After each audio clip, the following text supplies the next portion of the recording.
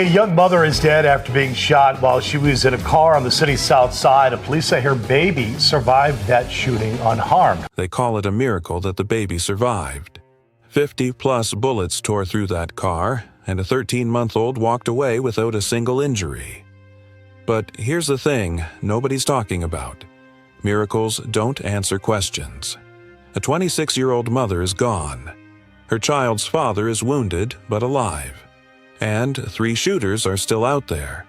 What kind of beef leads to 50 rounds in the middle of the day, right outside a church with a baby in the back seat? Before we get into it, make sure you leave a like, drop your thoughts in the comments, and subscribe to True Crime Tragedies so you don't miss what happens next. Gabryel Ayers went by G to some folks, Gabby to others. She was 26 years old, ran her own hair salon in Chicago. A stylist who put in the work, stayed dedicated to her craft, and spent her days making clients feel good about themselves. People who knew her said she was kind, focused on building something solid for her future. Now, back in August of 2024, Gabryel shared something online that gave you a window into how she moved. Somebody posted a question asking what you'd do if your baby's father was getting jumped by 6 people. Gabryel's response: "I ain't one to hurt people, but don't push me." That one line told you everything. She wasn't out here looking for trouble, but she had a protective side when it came to the people she cared about. She wasn't the type to just stand by. December 2024, Gabryel gave birth to a baby girl. From that point on, being a mother became everything. She wasn't just living for herself no more. She was building a future that had roots, something stable and full of love for her child. Fast forward to December 20th, 2025.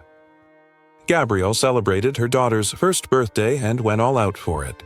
Posted about the party online, called her daughter the prettiest girl in the world, talked about how much she loved her. If you scrolled through her page that day, you saw a woman who was proud, happy, doing what she needed to do for her baby. Now, a few months before that celebration, Gabryel had some legal issues come up. September 2025, she got arrested and charged with retail theft under $300 and theft of lost or mislaid property under $500. But on September 23, 2025, Gabryel posted on social media that her case got dismissed. She celebrated being found not guilty, even poked fun at people who'd been following her legal troubles. Life seemed to be moving forward. She had her salon, she had her daughter, and she was working toward the kind of future she wanted. It was a regular Tuesday afternoon, February 4th, 2026, in Chicago's Auburn Gresham neighborhood. Gabryel was sitting in a white car in the 7900 block of South Main Street. Behind the wheel was her child's father, 27-year-old Rico Suave. In the back seat, strapped into her car seat, was their 13-month-old daughter. The location matters here, because they were literally steps away from St. Sabina Parish, a church that had been part of that community for years. This was a busy street in the middle of the day, the kind of place where people are walking by, driving past, going in and out of businesses nearby. It was the last spot you'd expect any kind of violence to pop off. By around 1:25 in the afternoon, at least 3 men walked up to the vehicle. They were armed and they didn't hesitate. What happened next got caught on camera by a witness who was on their way home from work. That witness started recording as soon as they saw what was about to go down. The men opened fire on that white car. We're talking about over 50 rounds getting pumped into the vehicle, just a relentless attack. After they emptied their clips, they ran to a red Alfa Romeo that was waiting nearby. But instead of just taking off, they made it clear this wasn't about sending a message.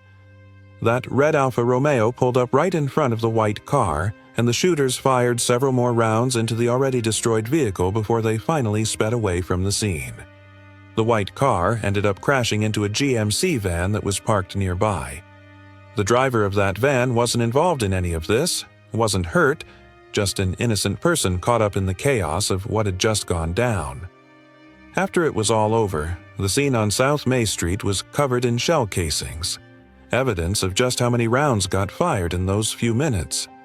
Gabryel had been struck multiple times throughout her body. The injuries were severe, real critical. Rico had also been hit, but his injuries weren't life-threatening. He was conscious, and from what we know, he was able to communicate with first responders when they got there. Now, here's the part that shook everybody. That 13-month-old baby girl in the back seat, sitting in her car seat, didn't have a single injury. Not one. A witness who arrived at the scene shortly after said they saw the baby in the back, holding a lollipop. Emergency services got there, and Gabryel was rushed to OSF Little Company of Mary Hospital in critical condition. Rico was taken to Advocate Christ Medical Center in Oak Lawn, where he was listed in good condition. The baby was safely removed from the scene by a Chicago police officer and taken to get checked out at the hospital as a precaution, but she had no physical injuries. From everything investigators could tell, there were multiple shooters who fired dozens of shots, maybe more than 50, and somehow, all of those bullets missed a baby who was sitting right there in the car that was being targeted. The shooting happened not far from St. Sabina Church and their food pantry nearby. Leo High School was also close by. Church workers from the parish's food pantry had been inside during the attack and hid in a back room when they heard the shots. After it was over, they came out to try to help the victims and were part of getting that baby out of the car safely. The whole thing left the community shaken, asking the same question over and over. What could have possibly led to this level of violence? Investigators started working the scene immediately, collecting all those shell casings, reviewing surveillance footage from nearby buildings, talking to witnesses. The cell phone video that had been recorded by that witness got turned over to authorities and gave them crucial evidence of what went down. The question of motive became the central focus of the investigation. Investigators believed that the intended target of the attack was Rico, and the 27-year-old who'd been driving the car. But here's the thing. When you fire that many rounds, there's no way to control where those bullets go. Gabryel, who may not have been the intended target, ended up taking the worst of it. Despite everything medical staff did at OSF Little Company of Mary Hospital, Gabryel succumbed to her injuries. She was pronounced dead at the hospital. Rico survived his injuries and is expected to recover physically. A young mother is dead after being shot while she was in a car on the city's south side. Police say her baby survived that shooting unharmed. Hello again, everyone, on this Thursday morning. I'm Patrick Elwood. And I'm Dina Bair. Thank you for joining us. WGN's Angelica Sanchez is live in the Auburn Gresham neighborhood with the latest on the investigation. Angelica? Pat and Dina, nothing short of a miracle is how the baby's condition is being described, as those that were on the scene tell us that there were actual bullet casings found in the baby's car seat. Crime Stoppers is now offering a reward for any information that could lead to an arrest. Skycab 9 flies over the 7900 block of South May Street, where a white vehicle riddled with bullet holes has collided with a nearby GMC van. Officers located two victims inside the car, a 26-year-old woman and a 27-year-old man. The female victim was struck multiple times and passed away from her injuries, while the male victim is expected to survive. It's like something out of a war zone. The female victim is identified as 26-year-old Gabryel Ayers. Cook County Crime Stoppers is offering a $10,000 reward for information that leads to the person or persons responsible for her murder. Multiple people pulled over or ran over to try and help them. To everyone's shock, the victim's daughter, a baby girl, was located unharmed in her car seat. It's a miracle with all the gunshot wounds on that car on both sides and all the shooting that took place, that baby was spared and nothing.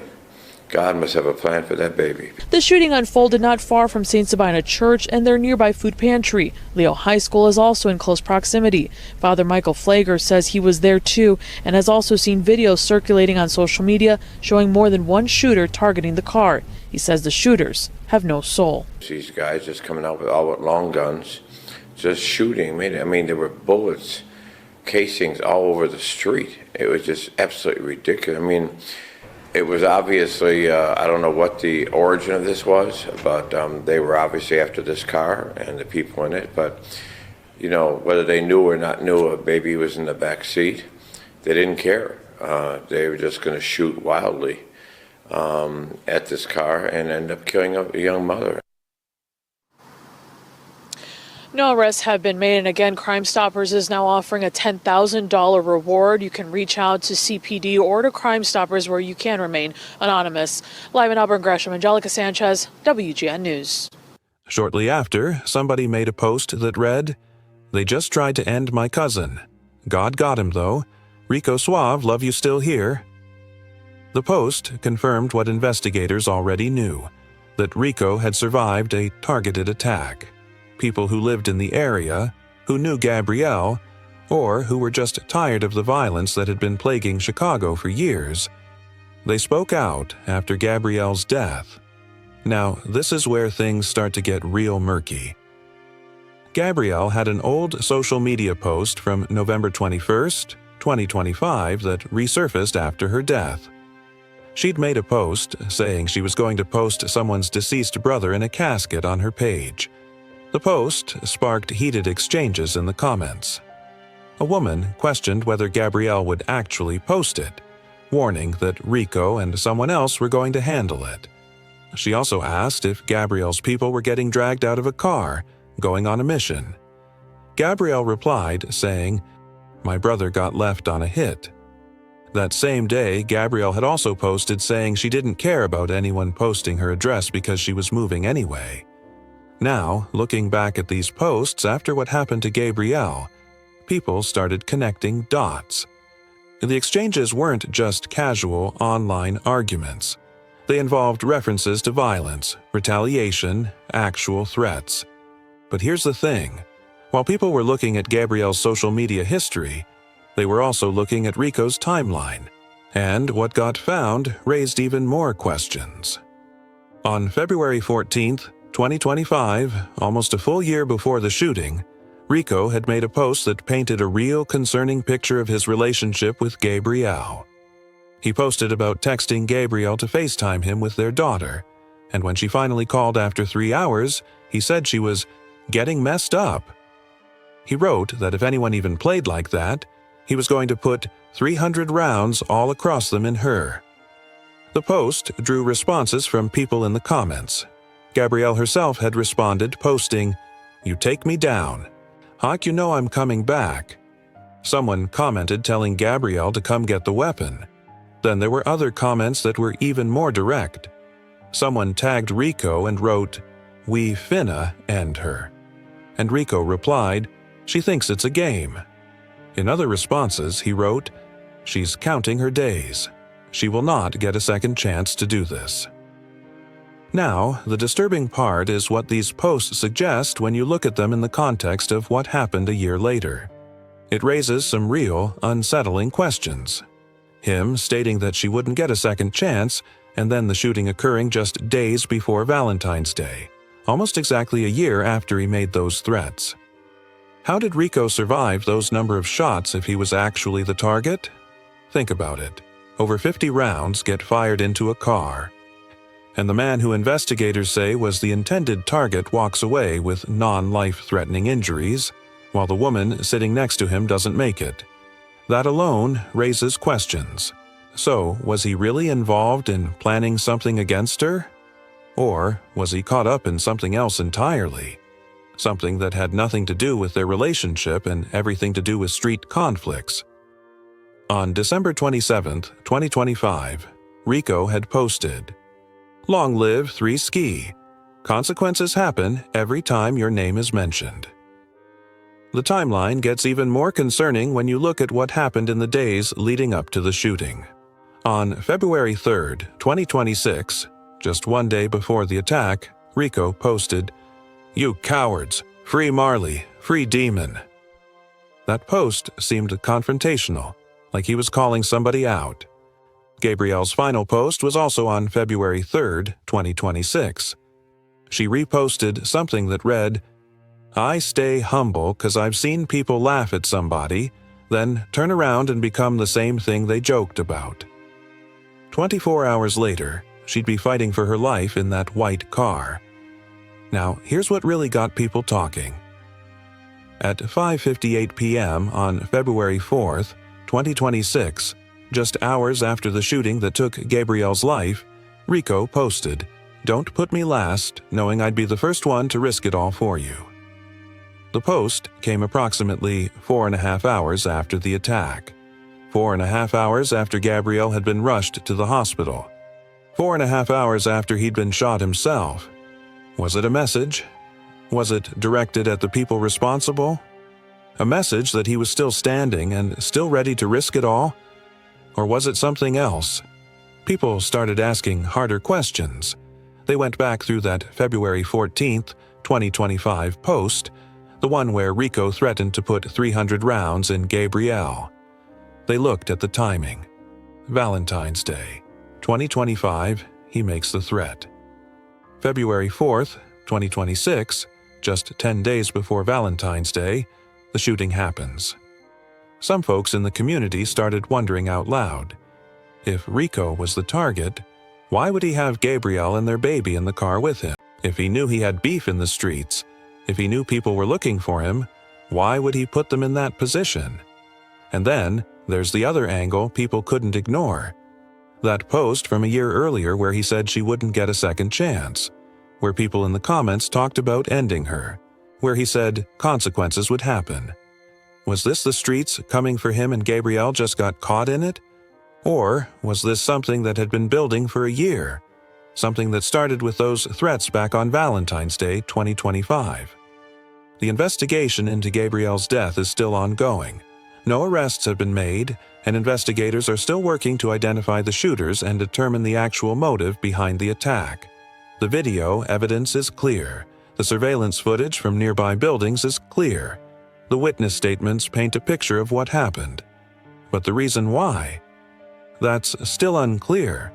Detectives have the cell phone video from the witness who recorded the attack. They have over 50 shell casings collected from the scene. They have the red Alfa Romeo on camera. They have the multiple witnesses who saw 3 armed men approach that white car and open fire. What they don't have is a definitive answer to the question everyone's been asking since February 4th. Who wanted this to happen and why? The community has been vocal about wanting justice for Gabryel. Father Michael Flieger and others from St. Sabina Parish have called for anyone with information to come forward. The Godfather, Kirk Bell, spoke about how senseless the violence was. What's the purpose of shooting at a car when you know there's a child in the car? That doesn't make any sense. Yeah, it could be a lot of other people who's lost their life here today. How Gabryel was a beautiful young woman with a beautiful child whose life got cut short for reasons nobody can fully understand. This here is unbelievable. This young lady was a beautiful young lady with a beautiful child, and life just cut short. For what? But in cases like this, where social media posts suggest one thing and street conflicts suggest another, getting to the truth becomes complicated. People have their theories. Some believe Rico was absolutely the target and Gabryel was collateral damage. Others look at those old posts and wonder if there's more to the story. The fact remains, 3 men walked up to that car in broad daylight, fired over 50 rounds, got back in a red Alfa Romeo, pulled up in front of the car again, and fired even more shots before leaving. That level of aggression, that many rounds, that kind of brazen attack in the middle of the day near a church, it suggests something personal, something deep. Investigators are still piecing it together. They're reviewing Rico's social media history. They're looking at Gabryel's posts and the exchanges she had in the months leading up to her death. They're tracking down leads on the red Alfa Romeo. They're talking to people in the community who might know something about who had beef with Rico, or who might have had issues with Gabryel. But as of right now, those 3 shooters are still out there, and the motive is still officially undetermined. The reality is, cases like this expose something a lot of people don't want to talk about. When you're involved with someone who's in the streets, who's got active beef, who's posting confrontational things online and calling people out, you become a target too, even if you're not the one they're after. Some people in the community have said it directly. If you know your man is hot right now, if you know he's got people looking for him, why would you get in a car with him, especially with your baby in the back seat? It's a fair question, but it's also complicated. Because relationships aren't that simple. Love isn't that simple. And sometimes people don't realize how deep the danger is until it's too late. Gabryel's story isn't just about her. It's about every woman who's ever been caught in the crossfire of street violence that had nothing to do with her. It's about every mother who's ever had to make a choice between loyalty to someone she loves and protecting herself and her child. And it's about a system that allows this kind of violence to keep happening, where 3 men can walk up to a car in broad daylight, fire over 50 rounds near a church with a baby in the back seat, and just drive away. The Auburn Gresham neighborhood has seen too much of this.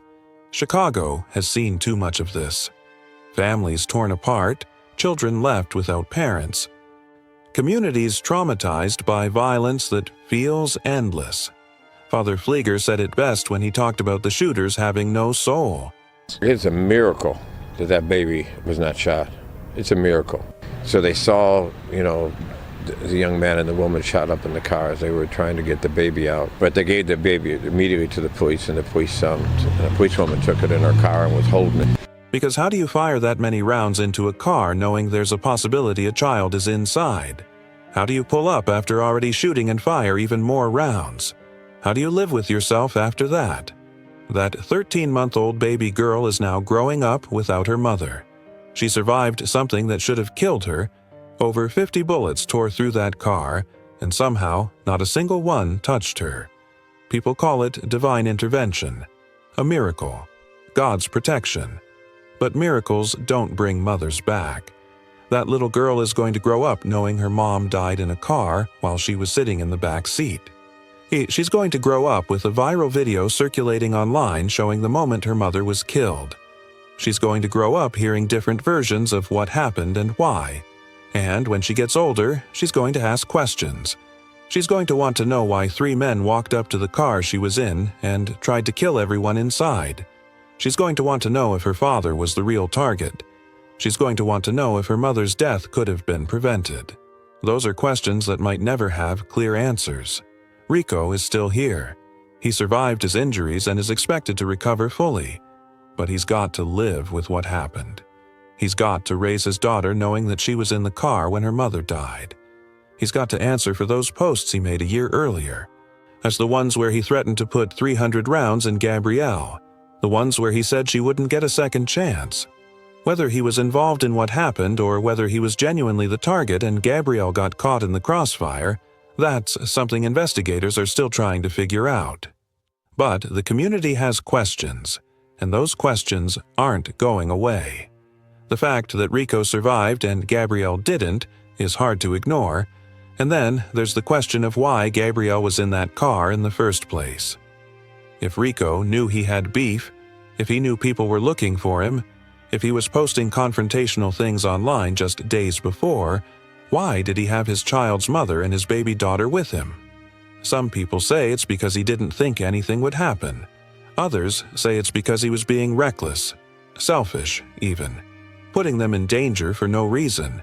And some people look at those old posts and wonder if he knew exactly what was going to happen. We don't have those answers, and we might never have them. What we do have is a dead mother, a surviving father, and a baby who's going to grow up in the shadow of this violence. Gabryel Ayers was 26 years old. She owned her own business. She was a dedicated mother who loved her daughter more than anything. She celebrated that little girl's first birthday with pride and joy just weeks before her life was taken. She wasn't perfect. Nobody is. She had legal troubles. She had conflicts with people online. She was involved in situations that were clearly dangerous. But she was also trying to build a future for her child, trying to create something stable and lasting. Her death is a reminder of how quickly everything can be taken away, how violence doesn't discriminate, how being in the wrong place at the wrong time, or with the wrong person, can cost you your life. It's a reminder that social media posts have consequences, that threats made online aren't just words, that the things we say, as the beefs we engage in, the conflicts we participate in, they can follow us into real life with deadly results, And it's a reminder that domestic violence and street violence often overlap in ways that are hard to untangle. Was this a case of a woman being targeted by her child's father? Was it a case of a woman being caught in the crossfire of street beef? Or was it both? For the people who loved Gabryel, for her family, for her daughter, the answers to those questions matter. But for everyone else watching this case, the lesson is simpler. Violence like this doesn't just affect the people who get shot. It affects entire communities. It traumatizes witnesses. It leaves children without parents. It creates cycles of retaliation that can go on for generations. Gabryel's daughter is alive because of what people are calling a miracle. But she's also motherless because of choices that were made, beefs that weren't resolved, and violence that was allowed to escalate to the point where 3 men felt comfortable walking up to a car in broad daylight and firing over 50 rounds. The investigation is ongoing. The shooters are still out there, and the questions about what really happened and why are still unanswered. The world keeps spinning, and so does the violence. Cases like Gabryel's remind us that we can't afford to ignore the warning signs. We can't afford to dismiss online threats as just talk. We can't afford to put ourselves or the people we love in dangerous situations because we think it won't happen to us. Stay observant. Listen to your instincts. Pay attention to the people around you and the situations you find yourself in, because sometimes, the difference between life and death is recognizing danger before it's too late. Gabryel didn't get that chance, but her story can serve as a warning for everyone else. Rest in peace to Gabryel Ayers. Prayers to her family, her daughter, and everyone who loved her.